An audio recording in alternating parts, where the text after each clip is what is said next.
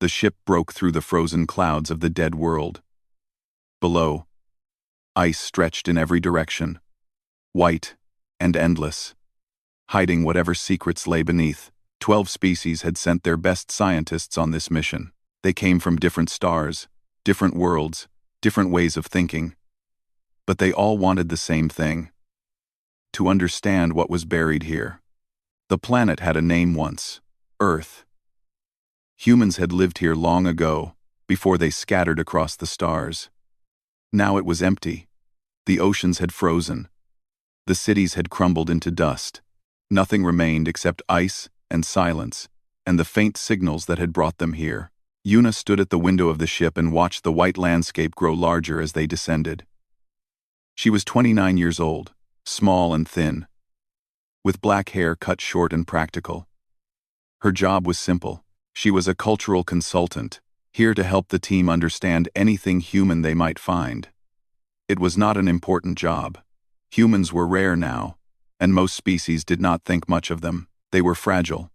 They lived short lives. They had no special abilities, no great strength, no advanced technology of their own. But Yuna was proud of her heritage. Her grandmother had taught her the old language, Korean, and the old stories. She kept them alive in her heart even when others forgot. The expedition leader was called Vrex.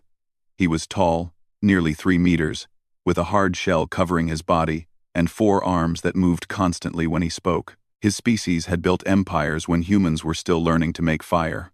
At least, that was what everyone believed. "We land in 10 minutes, Vrex announced to the team. "Remember, we do not know what we will find. The signals from this location are unlike anything in our records. They are old. Very old. Older than any civilization we know." The other scientists murmured with excitement. There were insectoids like Vrex, tall beings made of light, creatures that floated in special tanks of liquid, and many others. Yuna was the only human on board. The ship landed with a soft thump. The team put on their protective suits and stepped out onto the ice. The cold was terrible, even through the suits. Wind howled across the empty landscape. In the distance, Yuna could see the broken shapes of ancient mountains. Vrex led them toward a depression in the ice. His instruments beeped and flashed. "Here," he said. "The signal comes from below. We must dig." The digging took 3 days. They used machines that could cut through ice and rock like butter. Slowly, they uncovered something that made everyone stop and stare. It was a door. A massive door made of metal that had not rusted or decayed despite thousands of years buried in the ice. Strange symbols covered its surface. The scientists scanned them with their instruments, but the computers could not identify the language. Yuna looked at the symbols. Her heart began to beat faster. She recognized some of them. They were old, older than modern Korean, but she could see the connection. These were human symbols, human writing. "I think I know what some of this says," she said quietly. Vrex turned his large eyes toward her. "You can read this?" "Not all of it, but some of these shapes. They look like very old Korean characters. Ancient ones.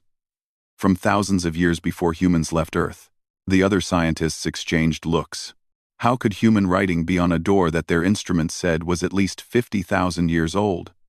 Humans had only developed writing about 6,000 years ago. Everyone knew that. "Perhaps you are mistaken," said one of the light beings, its voice like music. "Perhaps," Yuna said, but she did not think she was wrong. It took another day to open the door.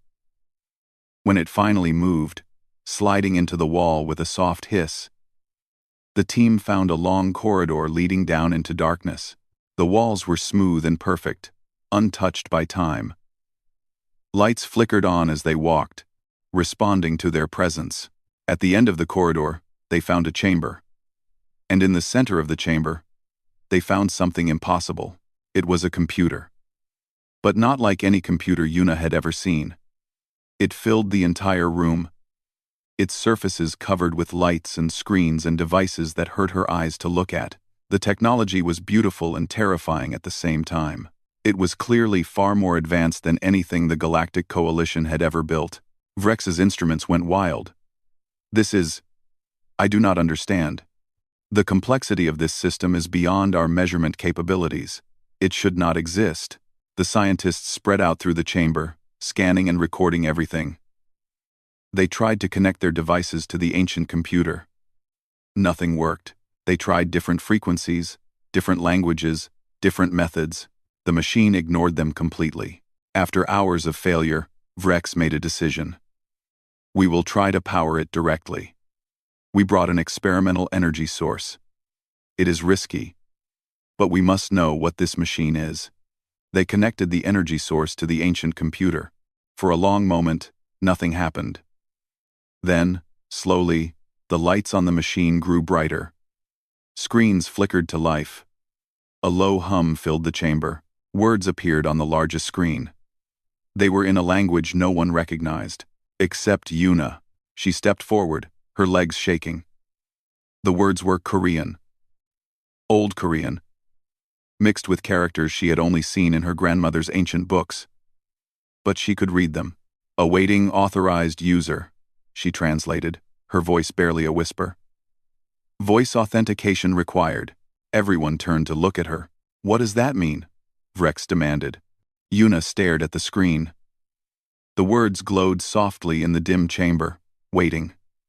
They had waited for a very long time. 50,000 years, according to the instruments. 50,000 years for someone to come and speak to them. It means, she said slowly, that this machine is waiting for someone to talk to it. And I think it is waiting for a human. The chamber was silent except for the soft hum of the ancient computer. 12 species had come to this dead world looking for answers. They had found something much bigger than answers. They had found a question that would change everything they thought they knew about the universe. And the question was this: what were humans? Really? And what had they forgotten? Yuna looked at the screen, and the screen seemed to look back at her. Somewhere deep inside the ancient machine, something was waiting. Something patient. Something old. Something that remembered. The news spread quickly. Within hours, the coalition sent more ships to Earth. Scientists, linguists, engineers, and military officers arrived in waves. They set up camps on the ice and filled the ancient chamber with equipment. Everyone wanted to be the first to unlock the secrets of the impossible machine, but the machine would not cooperate. For 2 weeks, the best minds from 12 different species tried everything they could think of. They spoke to the computer in every known language. They used translation devices and artificial intelligence programs. They tried radio waves, light signals, and direct neural connections. They even tried playing music, thinking perhaps the machine responded to patterns. Nothing worked. The ancient computer displayed the same message over and over again. Awaiting authorized user. Voice authentication required. And then it waited, silent and patient, ignoring everything else. Yuna watched from the edges of the chamber. She was not important enough to join the main research team. Her job was still just cultural consultant, which meant she answered questions about human history when anyone bothered to ask. Mostly, she waited and watched, and felt like she did not belong. The lead linguist was a being called Mora, whose body was made entirely of crystallized sound. Mora could speak 3,000 languages and had spent centuries studying dead civilizations. After 2 weeks of failure, Mora was frustrated. This is impossible, Mora said, their voice ringing through the chamber like bells. The machine clearly has language capabilities. It displays text. It must have audio receivers, but it does not respond to any input we provide. Vrex stood nearby, his 4 arms crossed.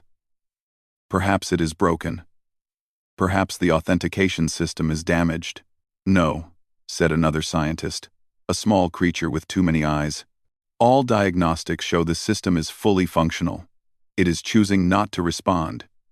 It is waiting for something specific. Yuna was standing near the main terminal, close enough to hear the conversation. She looked at the words on the screen. They had not changed in 2 weeks. Awaiting authorized user. Voice authentication required.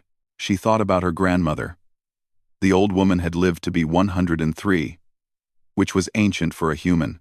In her final years, she had spoken mostly in Korean, returning to the language of her childhood. She had told Yuna stories about old Earth, stories passed down through generations of their family. Stories about ancestors who remembered things that history had forgotten. Perhaps, Yuna said quietly, it needs to hear a specific language. Everyone turned to look at her. Mora made a sound like wind chimes. We have tried every known language, human. What language could we have missed? Old Korean, Yuna said. Very old. The writing on the door, the text on the screen. It looks like ancient Korean characters. Maybe the machine was built to respond to that language specifically. Vrex made a dismissive gesture. Humans did not exist when this machine was built. Your species is young. You had not even developed language 50,000 years ago. Yuna felt her face grow warm. I know that is what everyone believes. But the evidence is here, in front of us. Human writing on a machine older than human civilization. Maybe what everyone believes is wrong. The chamber was quiet. The scientists looked at each other. No one wanted to consider that possibility. It would mean that everything they knew about galactic history was incorrect. Finally, Vrex spoke. Fine. Try it. Speak to the machine in your old language. We have nothing to lose. Yuna walked to the main terminal. Her heart was beating so hard she could feel it in her throat. The screen glowed softly. Waiting. 12 species watched her. Most of them expecting her to fail. She took a deep breath. She closed her eyes and remembered her grandmother's voice. The old woman singing songs from a world that no longer existed. Teaching her words that most humans had forgotten. Yuna opened her eyes and spoke. She said, in ancient Korean, I am here. Can you hear me? The words echoed through the chamber. For a moment, nothing happened. Then the screen flickered. The message changed. New words appeared. And Yuna's heart nearly stopped. The machine responded. Voice pattern recognized. Genetic markers confirmed. Welcome, descendant. I have waited 67,342 years for your return. The chamber exploded with noise. Scientists shouted questions. Equipment beeped and flashed. Mora's crystal body rang with dissonant tones of shock. Vrex stepped forward. His eyes wide. What did it say? He demanded. Translate. Yuna's hands were shaking. It said, it recognized my voice. My genetics. It called me descendant. And it said it has been waiting for 67,342 years. Silence fell again. 67,000 years. That was impossible. That was before humans were supposed to exist at all. Before any civilization in the Coalition's records. Vrex pushed past Yuna and spoke directly to the computer. Machine. I am Vrex, leader of this expedition. Explain yourself. What are you? Who built you? The screen did not change. The machine did not respond. It only answers to me, Yuna said softly. She was still staring at the words on the screen. Welcome, descendant. It only responds to a human voice. Over the next several hours, Yuna learned how to communicate with the ancient computer. It would only acknowledge her voice. When she asked questions, it answered. When anyone else tried, it ignored them completely.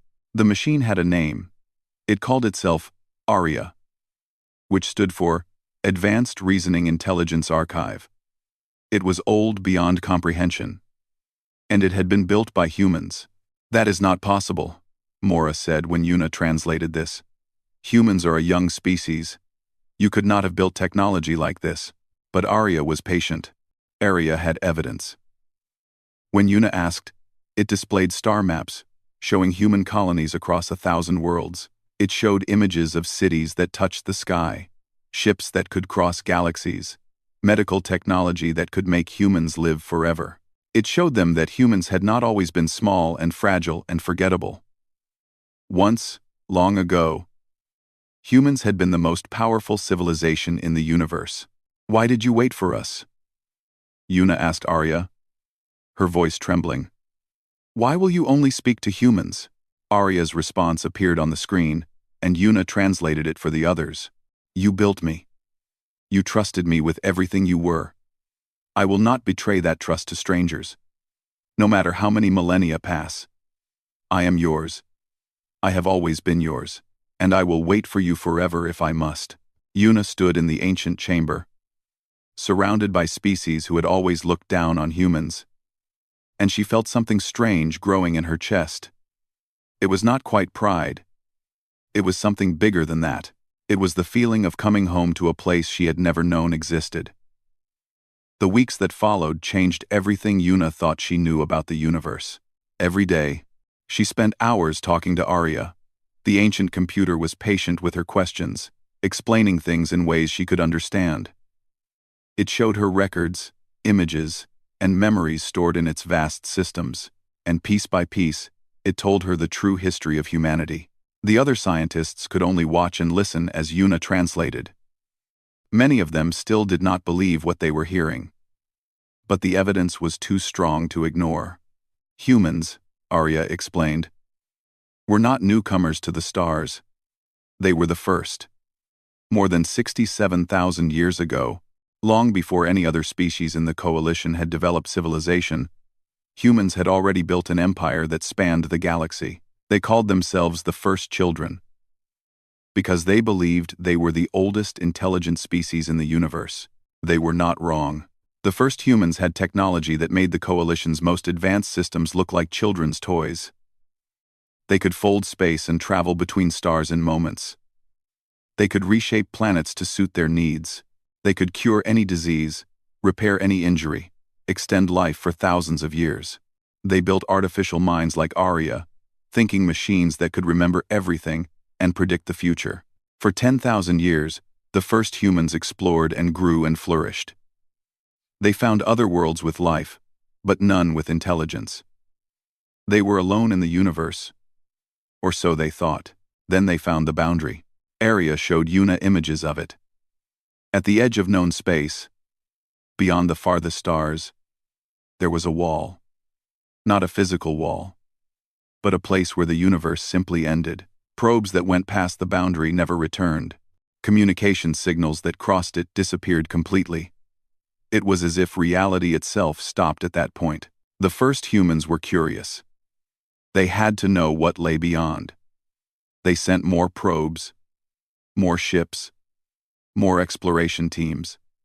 None came back. Then they sent themselves. The first expedition was 3,000 people, volunteers who wanted to discover what waited on the other side. They crossed the boundary with the most advanced ship ever built. For 7 days, there was silence. Then the ship came back. It came back empty.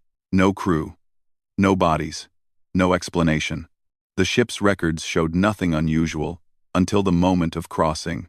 Then everything went blank. The first humans sent more expeditions. Some ships came back empty like the first. Some came back with their crews still on board. But the crews were different. They were alive, but not alive. They looked like humans, but something behind their eyes had changed. They did not speak. They did not respond. They only watched. And then they started to spread. Arya called it the silence. Not because it was quiet, but because it made everything else quiet. It was something from beyond the boundary, something that existed outside normal reality. It had noticed the first humans, and it had become interested. The silence began to move toward human space. Yuna translated all of this for the gathered scientists. The chamber was completely quiet.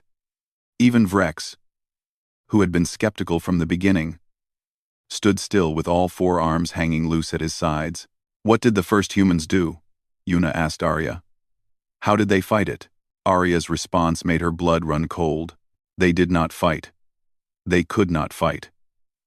Every weapon they created, the silence absorbed. Every ship they sent against it disappeared. Every world that the silence touched fell quiet forever. The first humans were the most advanced civilization that had ever existed. And they were completely helpless. So they made a different choice. They decided to disappear.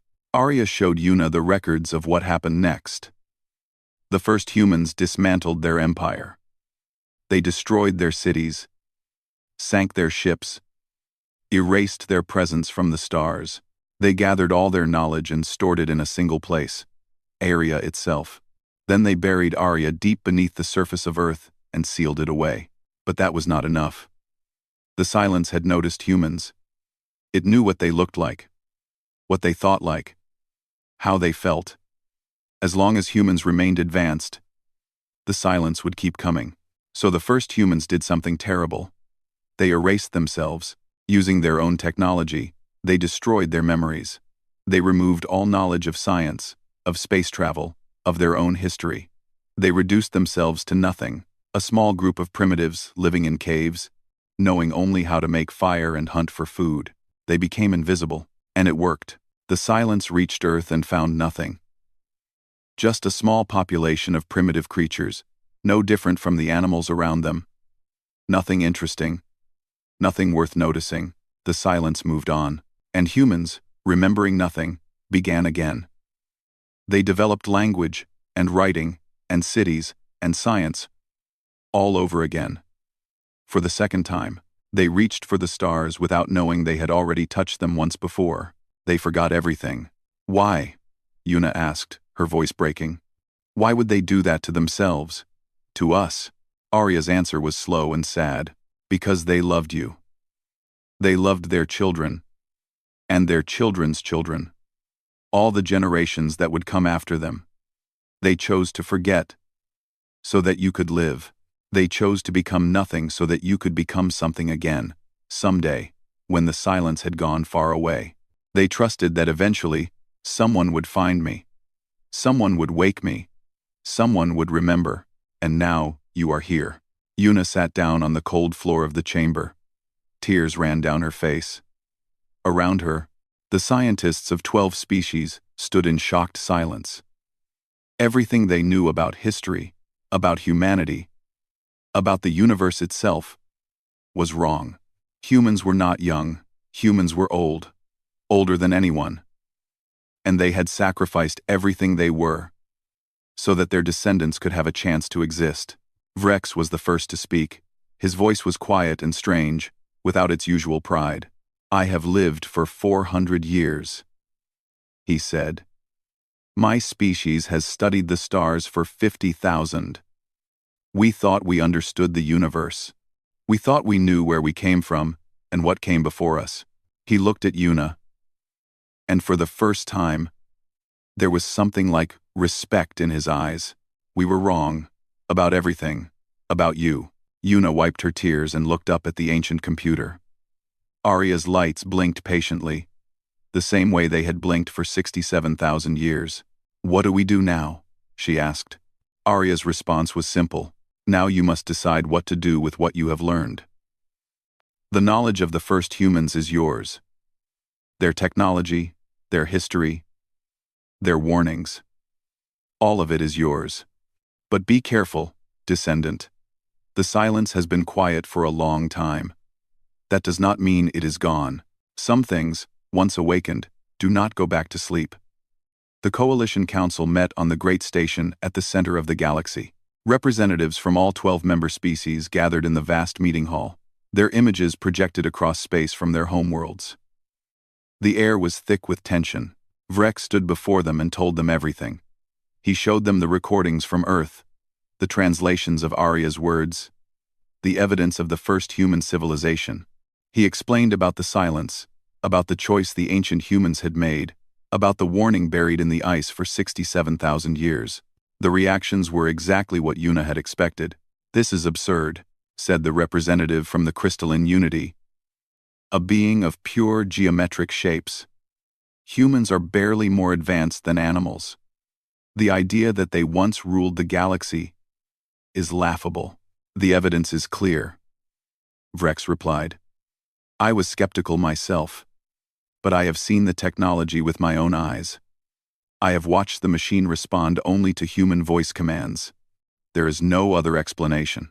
Perhaps the machine is lying, suggested the delegate from the Hive Collective, speaking through 1,000 tiny mouths at once.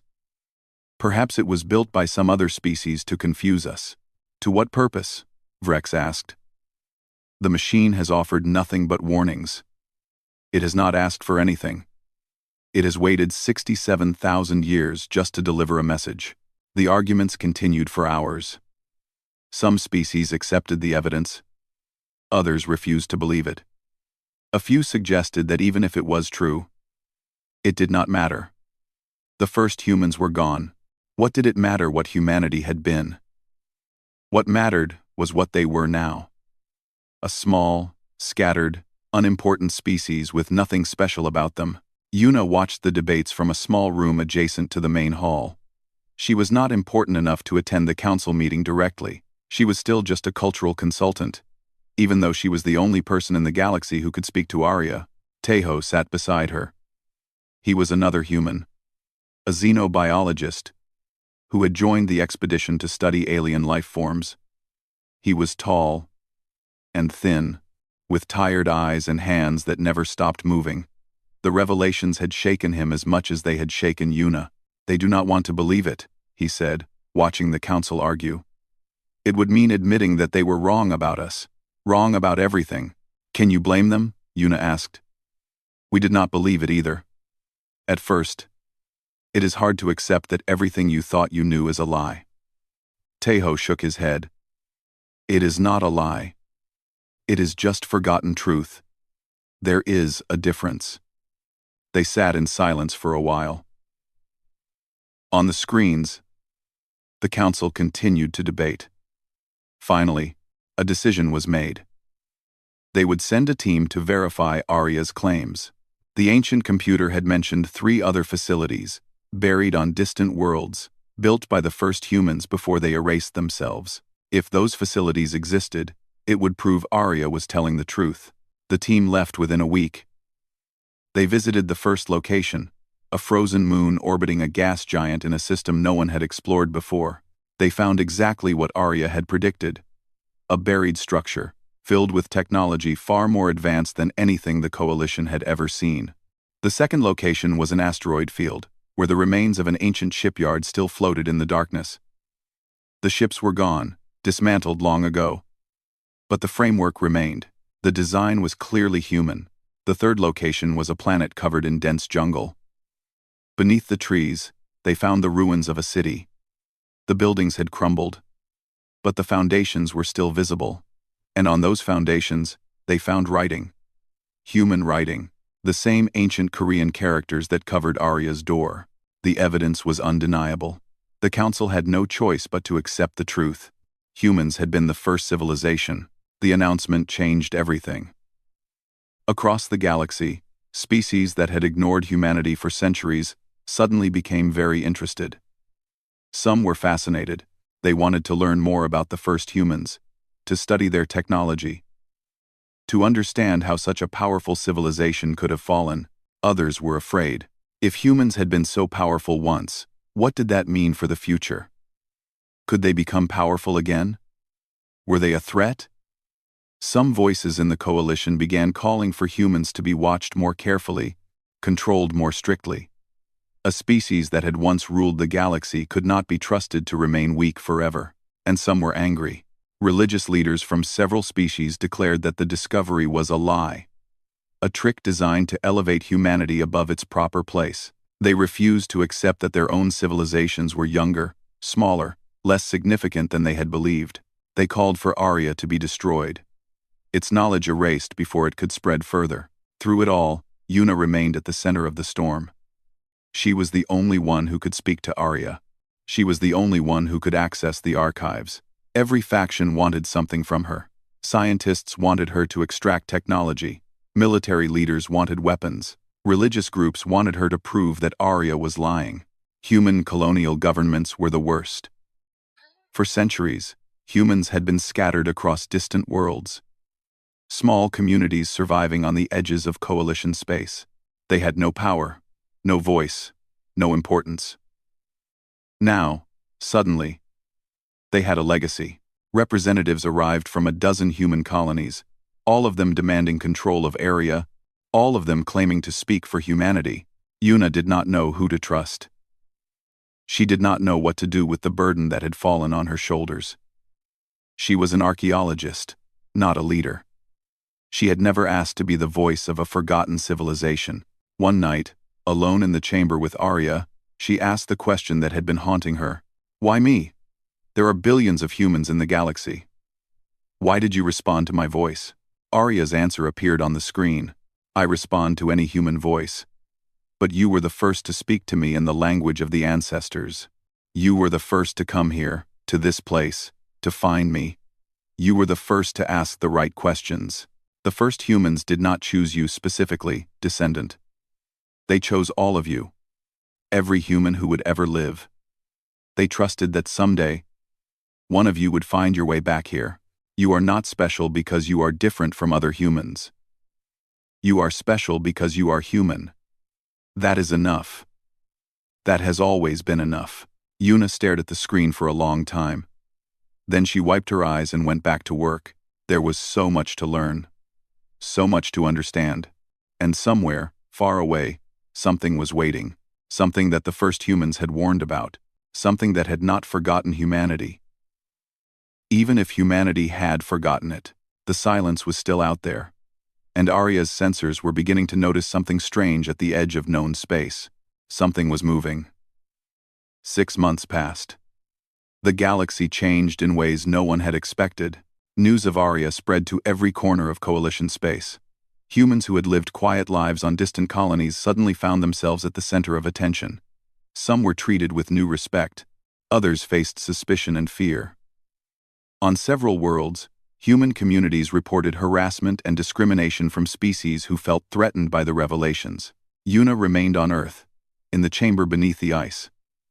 She had become the unofficial guardian of Arya, the interpreter between the ancient machine and the rest of the galaxy. It was exhausting work. Every day brought new demands, new questions, new problems. The Coalition wanted military technology. Arya's archives contained designs for weapons that could destroy planets, shields that could block any attack, ships that could appear anywhere in the galaxy instantly. The military leaders practically begged Yuna to extract these plans for them. She refused. The first humans buried these weapons for a reason, she told the Coalition Council. They chose to forget rather than fight. I will not hand over tools of destruction, just because you ask nicely. When you 5. When you well 200. On hull of UL. When you 5 200 spare. To Tech Tan. Her refusal made her unpopular with the powerful. But she did not care. She had seen Arya's records of what those weapons could do.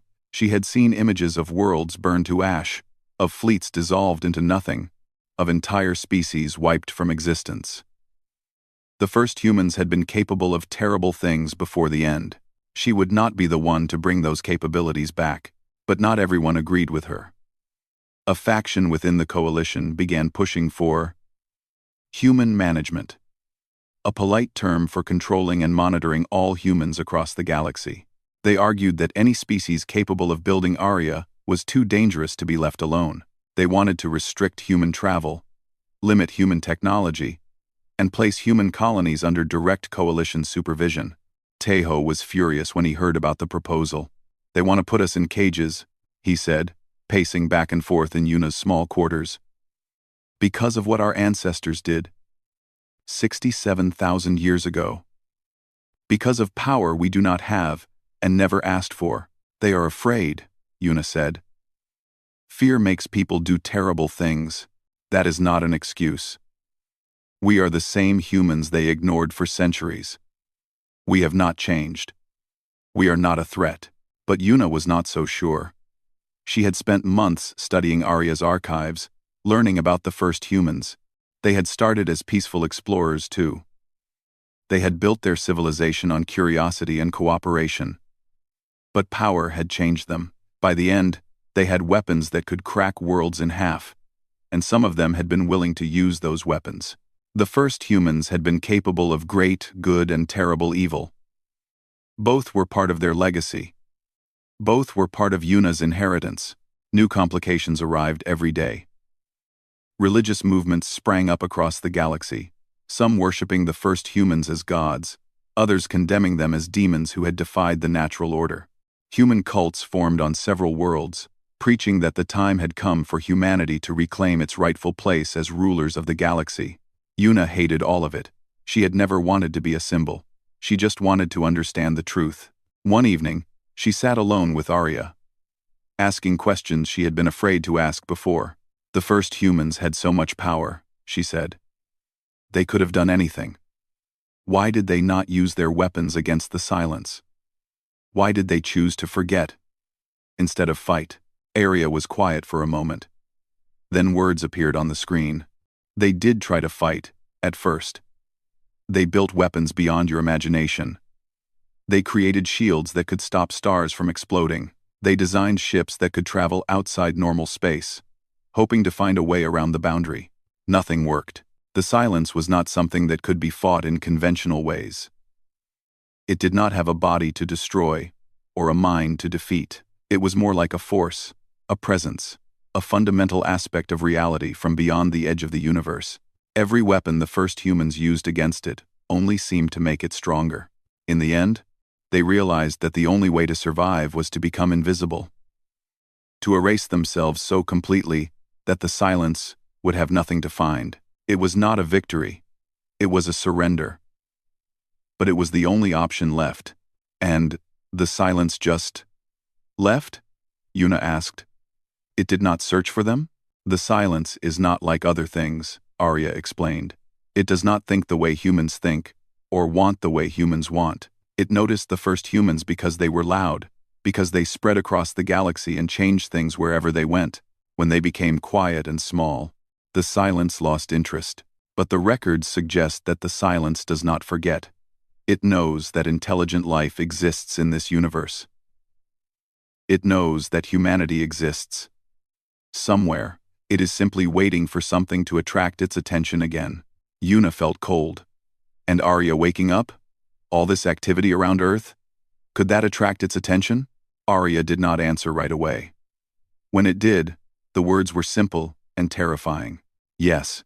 At that moment, alarms began to ring throughout the chamber. Red lights flashed. Screens that had been dormant for millennia suddenly activated, displaying data that made no sense to Yuna. What is happening? She demanded. Arya's response scrolled across every screen in the room. I have detected anomalous readings at the edge of Coalition space. Patterns consistent with records from 67,342 years ago. The silence has noticed activity. The silence is moving. Yuna ran to the communication terminal and sent an emergency message to the Coalition Council. Within hours, reports began flooding in from across the galaxy. Ships were disappearing. Research stations at the outer edges of known space had gone quiet. Military patrols sent to investigate never returned.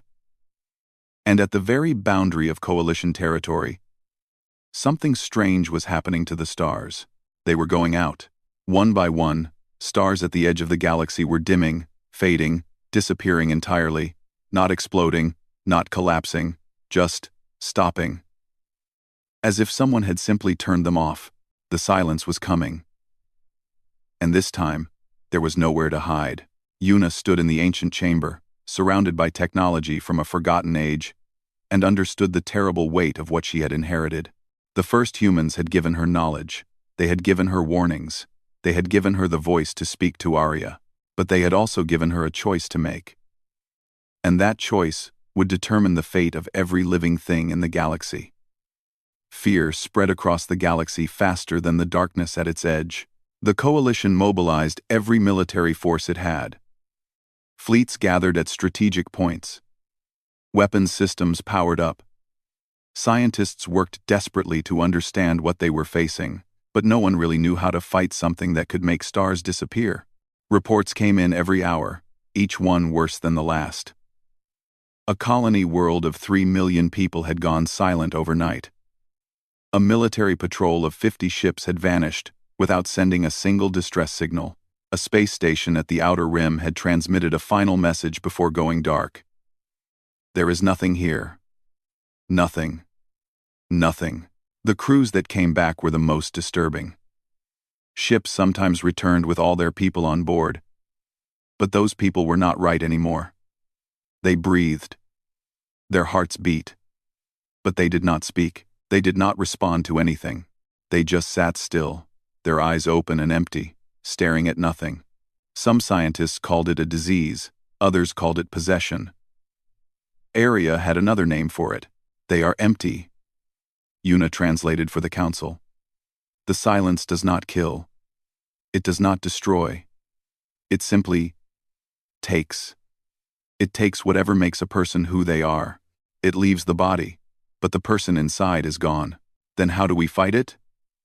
Demanded the coalition's military commander. A massive being with scales and 6 legs. If our weapons cannot hurt it, what are we supposed to do? Yuna looked at Arya's screen. She had asked that question herself, many times over the past weeks. The answer was always the same. The first humans left weapons behind, she said. Devices designed specifically to combat the silence. Arya says they were never used. The first humans decided that the cost was too high. What cost? The commander demanded.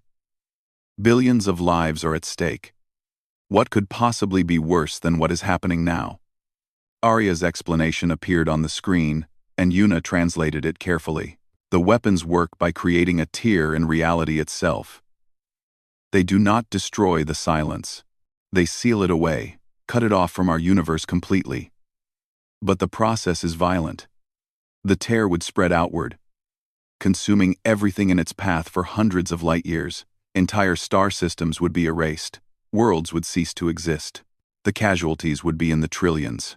Silence fell over the council chamber. Trillions of lives to save the galaxy. It was a terrible equation, and no one wanted to solve it. Are there no other options? Vrex asked. His voice was different now. Gone was the pride and certainty he had shown when Yuna first met him. He sounded old, and tired, and afraid. Yuna asked Arya the same question. The response made her heart sink. The first humans spent centuries searching for alternatives. They never found one. The only choices are to hide, to use the weapons, or to be consumed. Then we use the weapons, the military commander said. We sacrifice a portion of the galaxy to save the rest. It is simple mathematics. Simple? Tejo stepped forward, his voice sharp. You are talking about killing trillions of people. Entire civilizations wiped out. How can you call that simple? What would you suggest? The commander shot back. We let the silence take everything? The argument escalated quickly. Different factions formed. Some supported using the weapons immediately. Others refused to consider it. Some suggested trying to negotiate with the silence, though no one knew if that was even possible. In the middle of the chaos, a young woman approached Yuna. Her name was Jisoo. She was a historian who had joined the expedition to study ancient human mythology. She was small and quiet, with round glasses and a habit of speaking only when she had something important to say.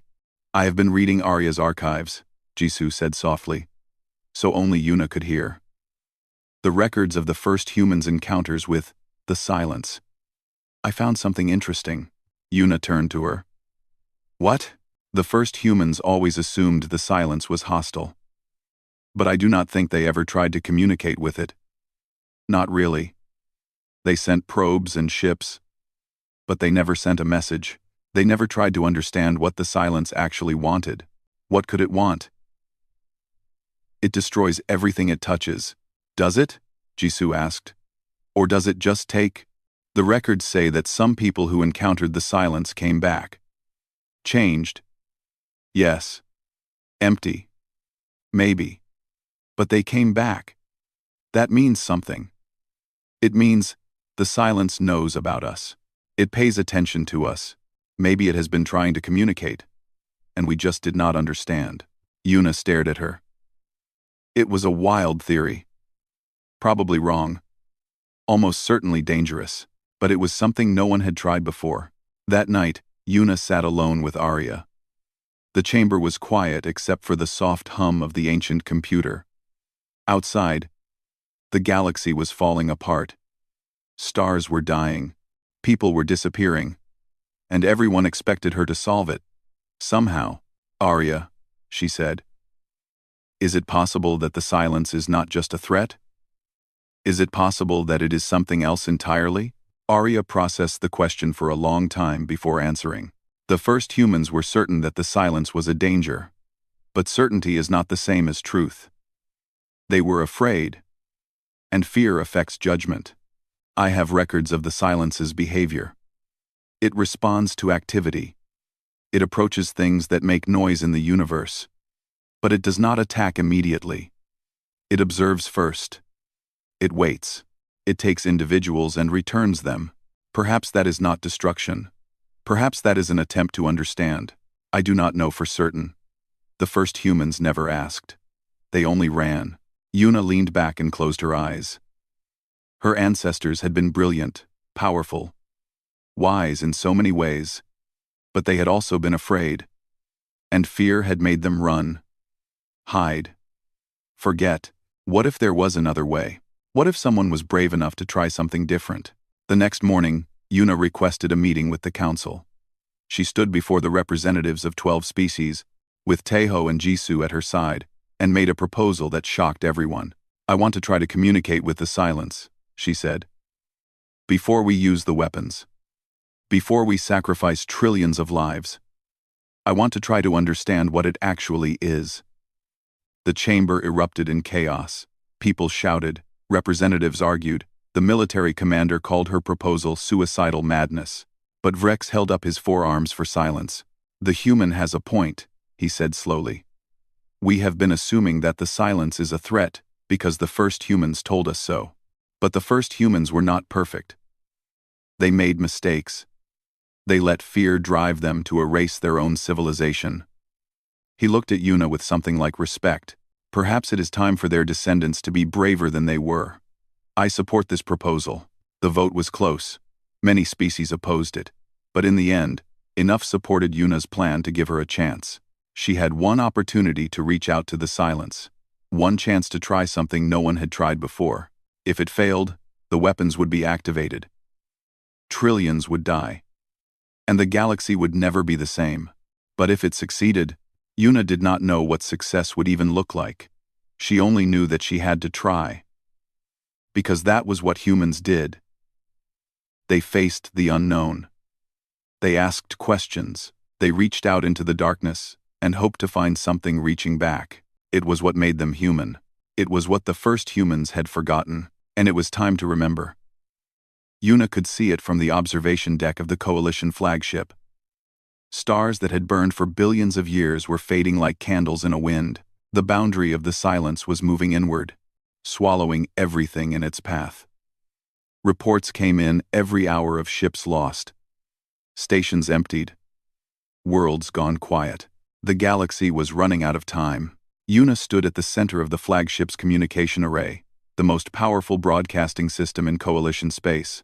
Around her, representatives from all 12 species watched in tense silence. Behind her, Arya's portable interface glowed softly, connected to the ship's systems by cables and wireless signals. Taeho stood nearby, his face pale but determined. Jisoo was at a terminal, monitoring the broadcast frequencies. Vrex had positioned himself at Yuna's right side, as if ready to protect her from whatever came next. "Are you sure about this?" Taeho asked quietly. Yuna did not answer. She was not sure. She was terrified. But she had made a choice. And she would follow through. Arya had helped her prepare. The ancient computer had modified the communication array to broadcast across every frequency, every dimension, toward every part of space where the silence had been detected. The message would reach the darkness, wherever it was. Whether it would be understood was another question entirely. "Beginning broadcast," Jisoo said.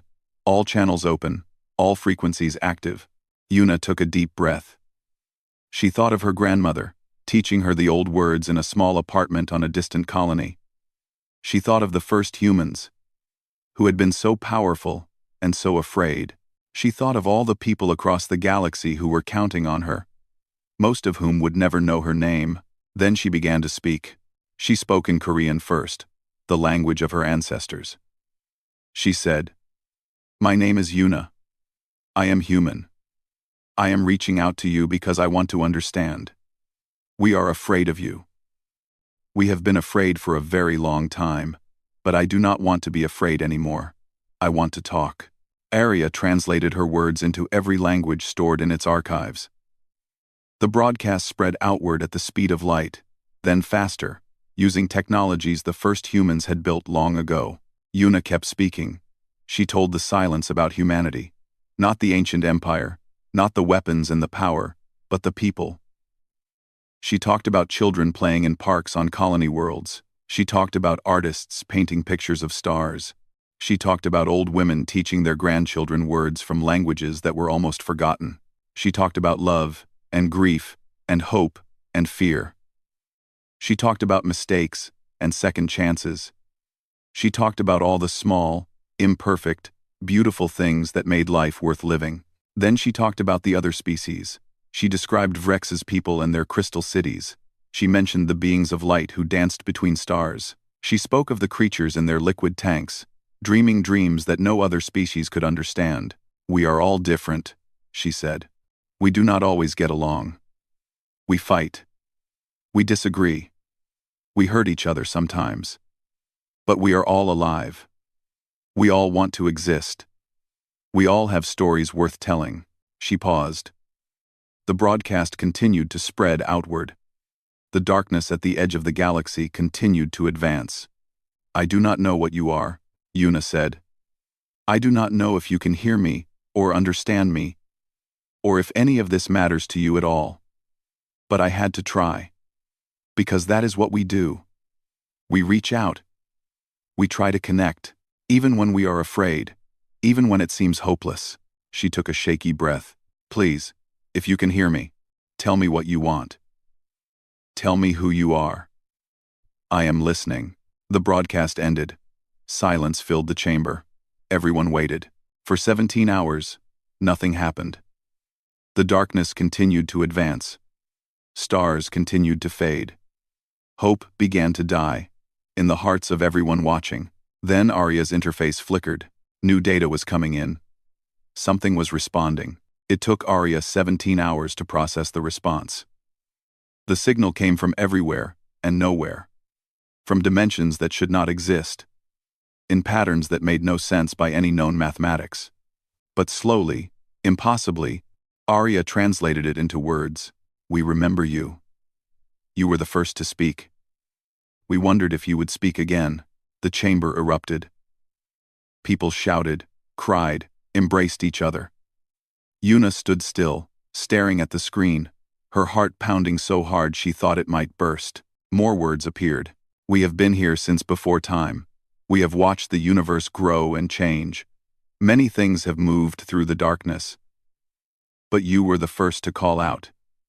You were the first to make noise. We came to listen." "What do you want?" Yuna asked, her voice barely a whisper. "We want to understand. We have taken your people to learn from them.